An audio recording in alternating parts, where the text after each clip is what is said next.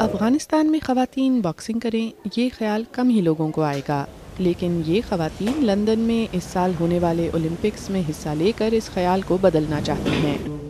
شبنم رحیمی اور ان کی بہن صدف پہلی افغان خواتین باکسنگ ٹیم میں شامل ہیں۔ شبنم نے اکتوبر میں تاجکستان میں ہونے والے بین الاقوامی ٹورنامنٹ میں سونے کا تمغہ جیتا تھا۔ صدف کو چاندی کا ملا اور اب وہ مزید تمغے جیتنا چاہتی ہیں۔ میں باکسنگ میں اپنا کریئر بنانا چاہتی ہوں اور آگے بڑھنا چاہتی ہوں۔ میری خواہش ہے کہ میں 2012 کے اولمپکس میں سونے کا تمغہ جیتوں۔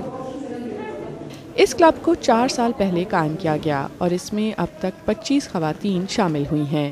ان میں سے کئی نے اپنے خاندان اور معاشرے کے دباؤ کے باوجود یہ کھیل چنا، لیکن اس کلب میں انہیں زیادہ سہولیات حاصل نہیں۔ کلب کے ایک ٹرینر نثار احمد قاری زادہ کہتے ہیں کہ کلب کو مالی امداد کی ضرورت ہے۔ ہم افغان حکومت، تاجروں اور نجی کمپنیوں سے مطالبہ کرتے ہیں کہ وہ افغان قومی اولمپک ٹیم اور ہمارے کھلاڑیوں کی مدد کریں۔